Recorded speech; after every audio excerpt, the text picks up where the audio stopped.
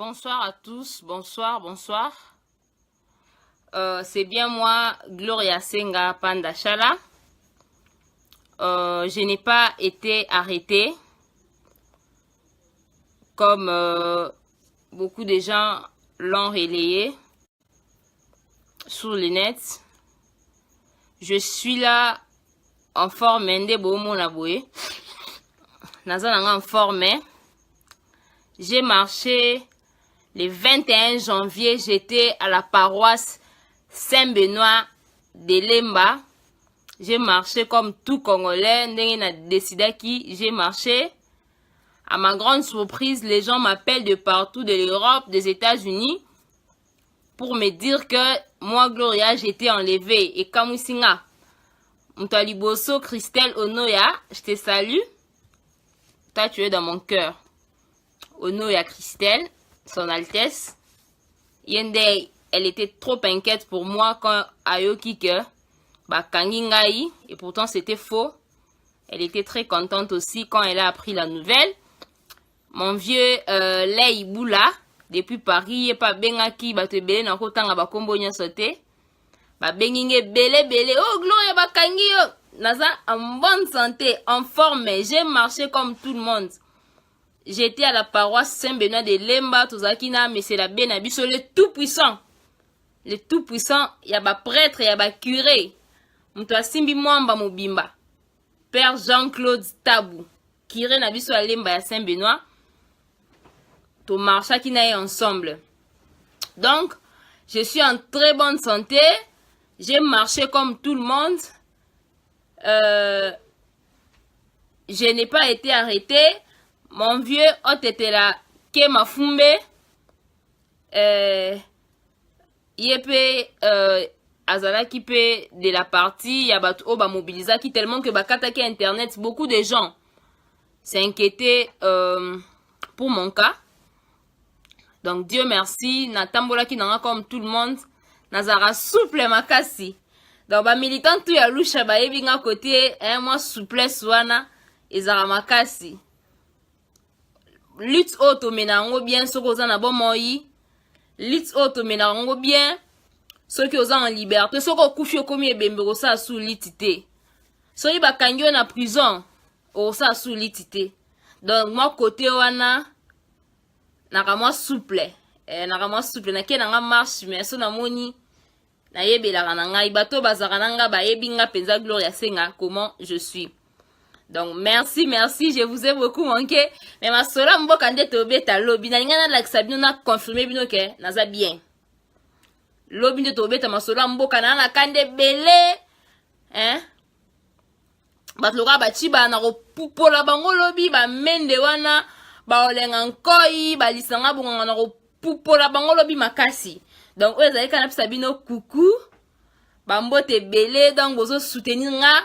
Merci na bao ba soutenir ngai financièrement, physiquement, moralement, ba soutien na bino wana ezake belé Glodika Bamba depuis Israël.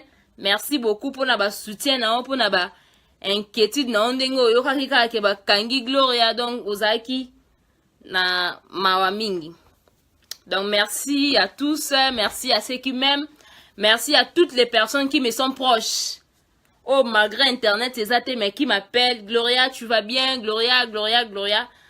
Et quand t'as un au moins, il dit tout ça, quand bien, ceux qui m'ont encouragé, mais il y a des gens qui te motivent, il y a des gens qui veulent savoir comment tu vas, Gloria, pourquoi tu ne fais pas ça. Et ça, là, on a bien. En tout cas, bah, soutien, wana, na kotanga, bah, tu n'y a soutien, na te pour baleki, et belé, vous êtes des milliers de Congolais à me soutenir à travers le monde, surtout, bah, dans poto, il y a diaspora, en tout cas, bah, soutien à Bino Penza, Vienanga, Lei Boula. Merci beaucoup pour le soutien à Yondengo Soutenaranga. Ma amour, son Altesse Onoya, Christelle Onoya. Merci beaucoup, Boza et belé à travers le monde, ma famille.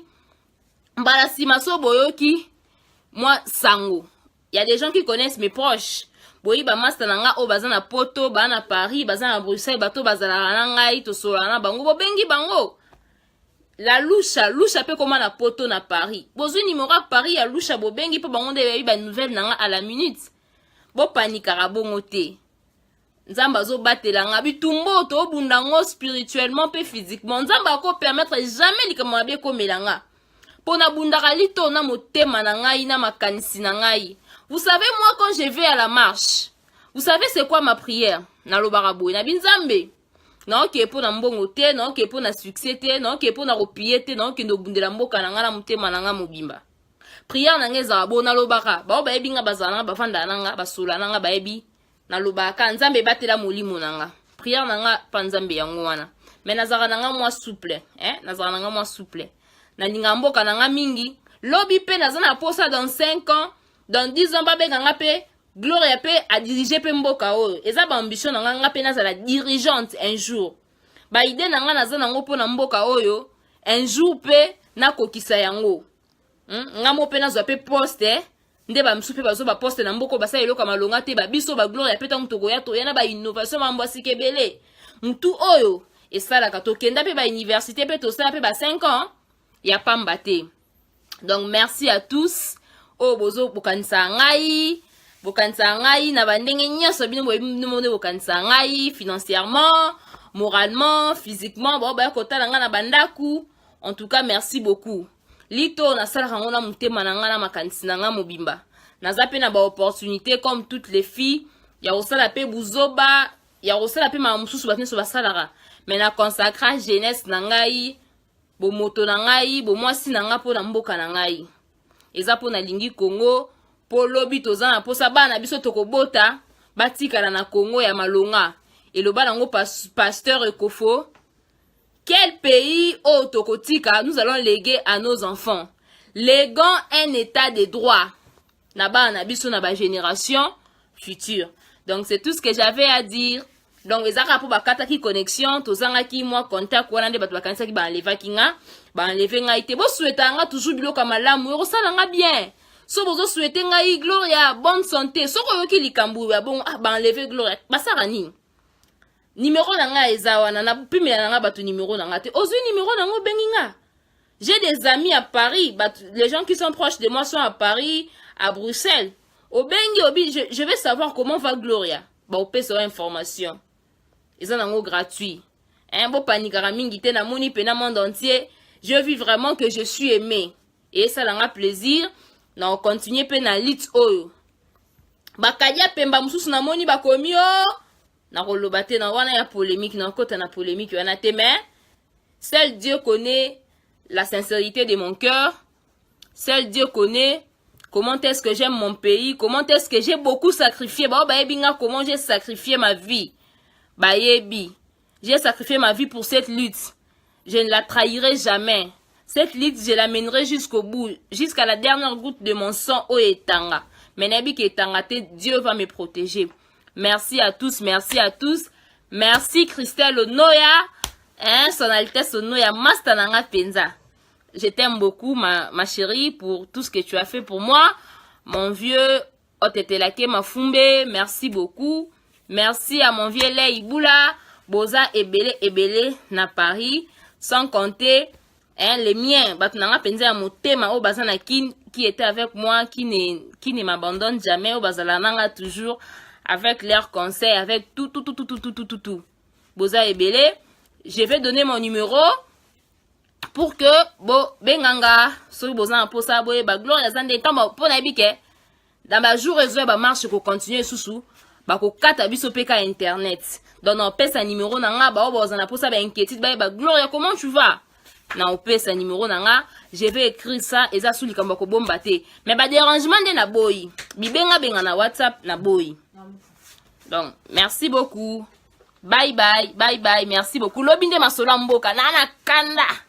Non, bête la bino mambunenge leki na barumbu par-ci par-là comment les choses se sont passées, je vais vous expliquer comment est-ce que ba magazine msusu ya pata punya policier à permettre population etambola mais le monsieur là na magazine na bango wana bake ko poata kuna na TV ke o policier na permettre ki population ba marcher. Est-ce que ça qui pene loko ya ko lobelango pena na TV? Donc le masolo et ko solebele na barupu ba koti ba piller batu ba policier ba koti la batu tina bandaku elonge na ba paroisse ne bande ko profaner église nzambe ba komi ko koti la batu tina bandaku. Donc lobby masolo eza ebele bele. Bye bye, bisous bisous.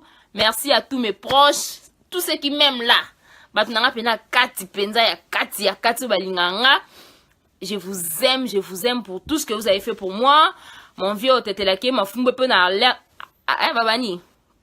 Alerte au pesa ki wana olamusi mokili mobimba. Na moni penza batu balingaka ngai.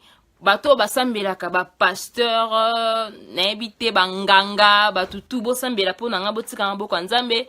Polite oyo tozo sala ezali et physique et spirituel. Merci beaucoup, bye bye. Gloria Senga Panda Chala l'activiste. Vous aime beaucoup, je vous porte dans mon cœur.